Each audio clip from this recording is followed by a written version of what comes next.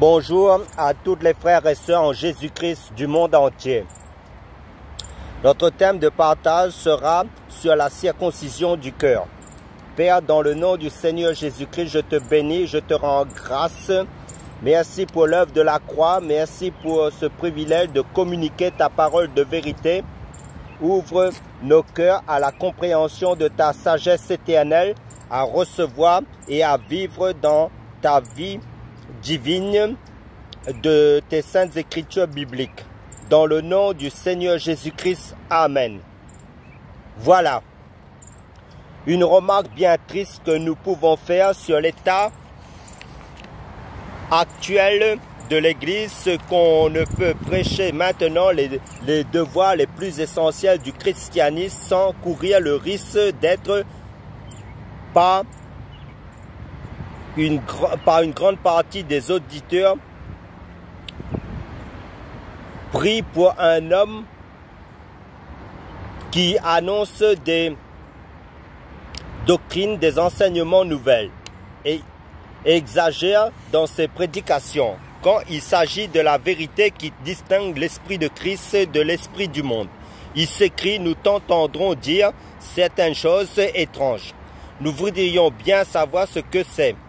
Et pour les comprendre, il faut nécessairement ce sens spirituel qui ne s'est point encore éveillé en certaines personnes et dans l'absence duquel ils rejettent comme imagination des hommes ce qui est la sagesse de Dieu et la puissance de Dieu.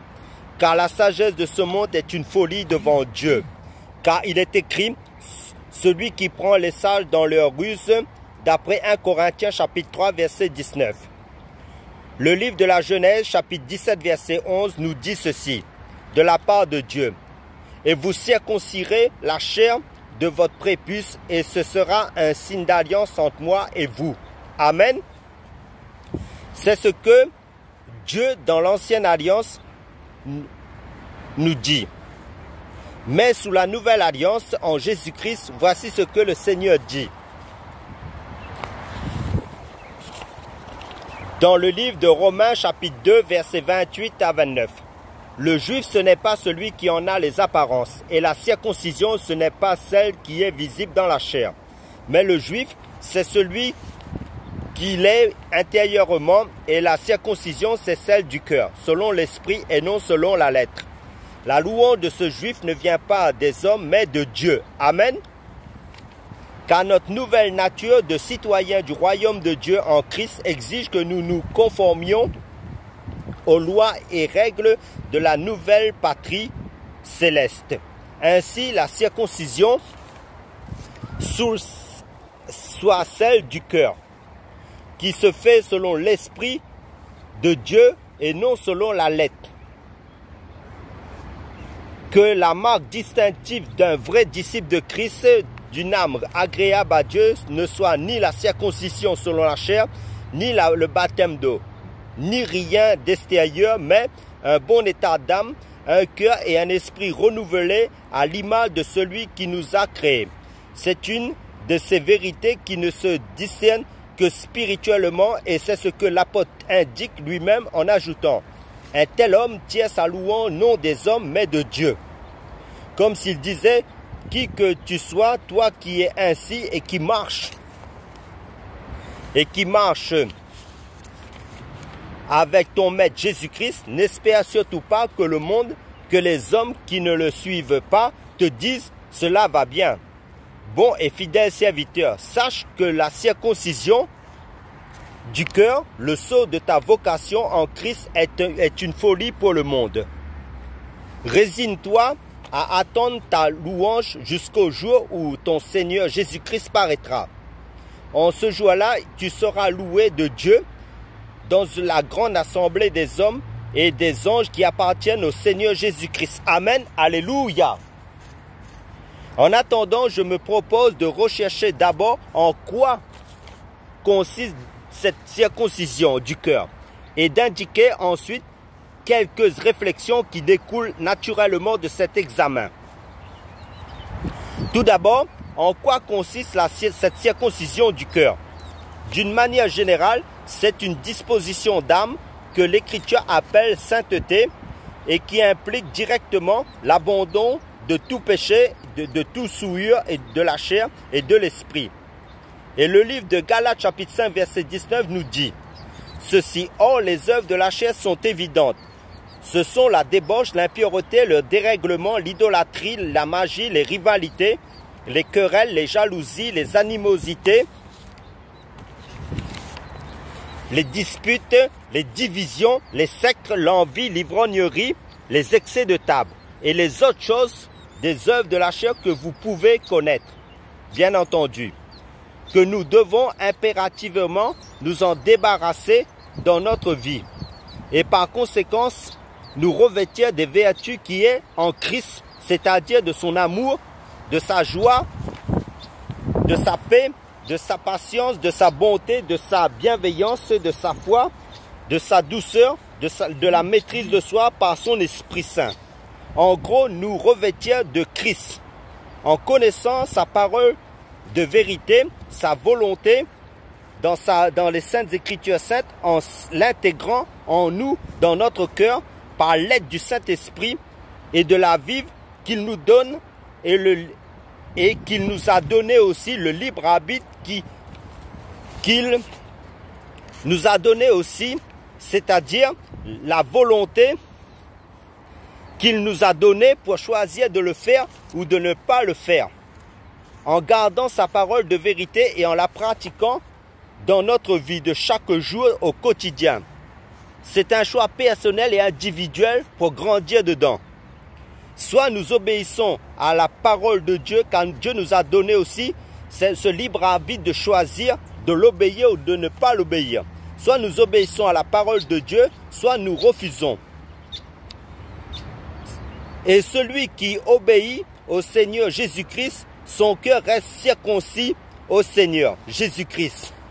Par conséquent, nous revêtons des vertus qui étaient en Jésus-Christ de son caractère. Amen. Dieu nous travaille par son esprit dans sa parole et avec notre volonté, notre accord.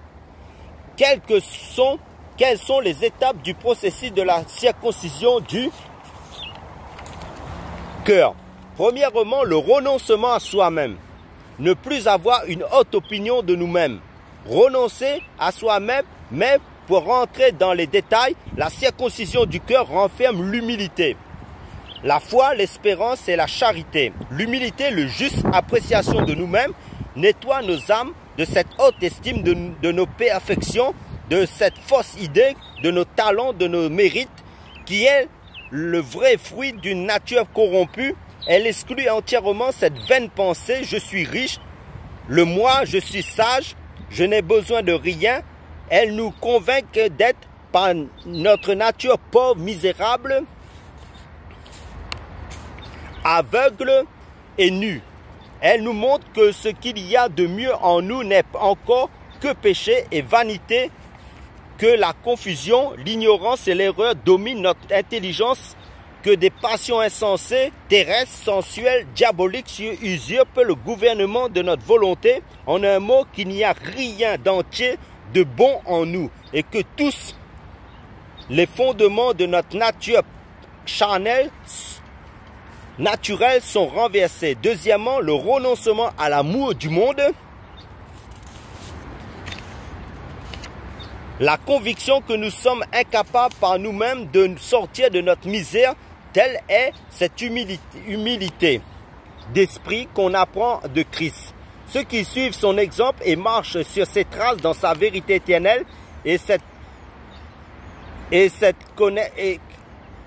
connaissance de leur misère qui les nettoie toujours plus de l'orgueil et de la vanité, les dispose à embrasser avec empressement la grâce renfermée dans la circoncision du cœur qui seul est capable de les rétablir et qui est le seul remède donné sous les cieux pour guérir de leur maladie, de la déformation, du formatage qu'ils ont reçu du monde dans leur âme. Le vrai conducteur des aveugles est une foi qui puisse détruire toutes les imaginations humaines, tous les raisonnements humains, tous les conseils et toutes les hauteurs qui se lèvent contre la connaissance de Dieu et amener toutes les pensées captives et les soumettre à l'obéissance de Christ. Amen. Alléluia. Donc une telle foi ne peut manquer de montrer avec évidence le pouvoir de son auteur. Elle le fait en délivrant les enfants de Dieu du joug du péché, en purifiant leur conscience des œuvres mortes de la chair et les purifiant de telle sorte qu'ils ne sont plus contraints d'obéir au péché dans ses convoitises, mais de livrer leurs membres comme instruments de justice de la vérité de la parole de Dieu pour la pratiquer en Dieu, en Jésus-Christ, comme des morts étant faits vivants en Christ. Troisièmement, l'espérance du chrétien. Ceux qui par la foi sont ainsi nés de nouveau ont ainsi la ferme consolation de l'espérance en Jésus-Christ. En 1 Corinthiens chapitre 9 verset 26 nous dit « Moi donc je cours ainsi, non comme en sachant pas vers quel but, je combats ainsi, non comme battant l'air. » C'est par la même discipline que tout bon soldat de Christ doit s'endurcir à supporter les travaux, à affermir et fortifier. Par ce moyen, il pourra renoncer non seulement aux œuvres des ténèbres, mais à tout désir, à toute affection qui n'est point conforme à la loi de Dieu, à la parole de Dieu. Car quiconque a cette espérance en lui, dit l'apôtre Jean, se purifie lui-même comme lui aussi est pur. Il s'applique chaque jour par la grâce de Dieu et par le sang de l'alliance en Jésus-Christ à nettoyer les derniers recoins de son âme des convoitises de la chair qui la possédait et la souillait auparavant, à se purifier davantage des impuretés, d'envie, de malice, de colère, de toute passion ou disposition, qui est selon la chair. À toutes ces choses, ajoute encore, si tu veux être parfait, l'amour de Dieu. Tu auras alors la circoncision du cœur, la charité est le but du commandement, l'accomplissement de la loi. Ce qui se dit de la charité, ce sont des choses glorieuses, elle est l'essence, l'esprit, la vie de toute vertu.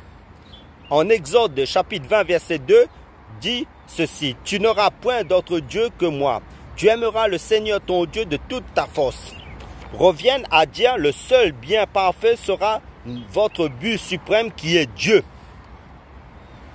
Jésus-Christ, notre Dieu. Donc la vraie circoncision est celle qui est accompagnée par une transformation totale de la vie en Jésus-Christ.